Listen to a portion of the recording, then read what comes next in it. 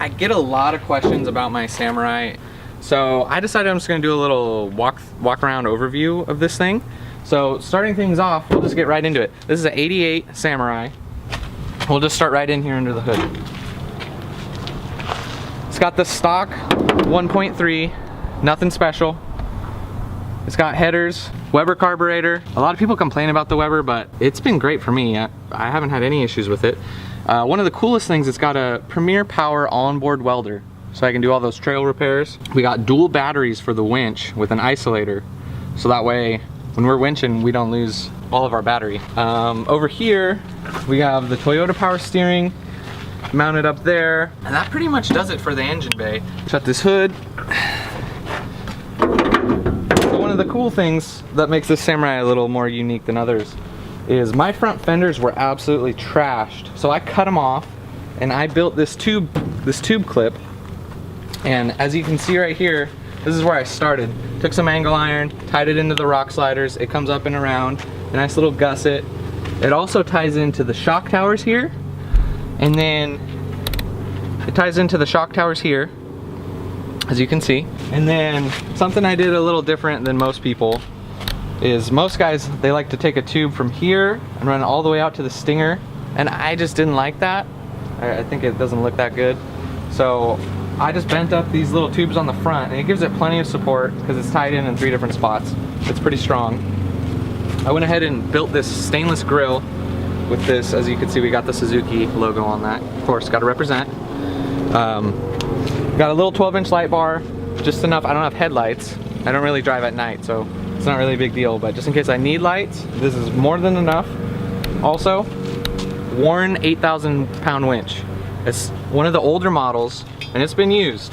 I pulled out a 4-door Rubicon from the riverbed that was stuck like up to his axles, and this thing was struggling, but it pulled it out. Also, one of the coolest little things about this is this kind of looks like, it's kind of got a mouth going on right here. We got these teeth in the bumper and just makes this Samurai look mean. Of course, got to stay legal. Got our license plate mounted up front. Hides the winch. One of the coolest things. Pull this off. Winch. License plate dangles so you can winch. Pop this back on. Alright. While we're down here, we got a 1985 Toyota front axle. It's got high steer, full high steer. We got some custom differential armor right here. Some flat strap and some tubing. Cheap, but works really well. We are rocking a shackle reversal on YJ springs. Shackle reversal. So this is how we did the shackle reversal right here, which it rides and flexes great. I would recommend it for anybody thinking about it. I don't see any cons. You do have to have a long slip front drive shaft, but other than that, it works great. Hopping up into the cab here, nothing too crazy going on in here. We got for the factory dash for the most part. We added a tack. We got a cheapy radio. Obviously, since we're running the stock 1.3, we got the stock 5-speed transmission. But one of the coolest parts about this whole rig is this right here. This is the rock block, the doubler from Trail Tough. Sorry, not a doubler, 1.8-to-1 gear reduction. So that gives me double low, roughly about 225-to-1 crawl ratio. Transfer case is a 6.5-to-1 case, pretty standard there. Some little stainless steel cup holders. I believe these seats are out of a Honda Civic, but they work. They work just fine, and they're pretty comfy. They're kind of a tight fit in here with the cage, but they work. Speaking of the cage, I love this cage. It's burly enough for me, but not too overdone. It's tied into the body here, which I really like, and the frame. So it's pretty strong, body and frame.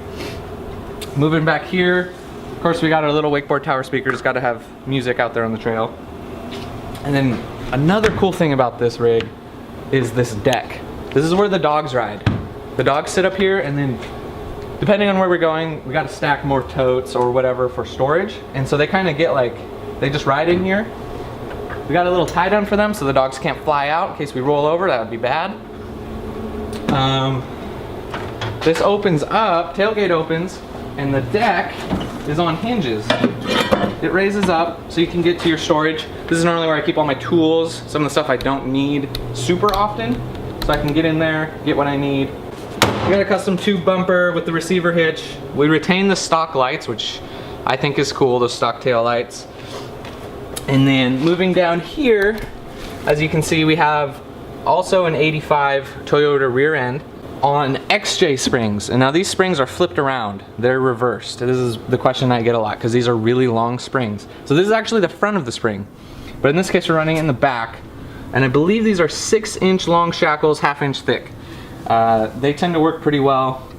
I really like the ride of the XJ springs. Other than that, as you can see, if you can see this here, this skid plate for the gas tank, yeah, it's been self-clearanced. Just hit a couple rocks, it clearances itself right out. That actually, you know, gives us a little bit of clearance there.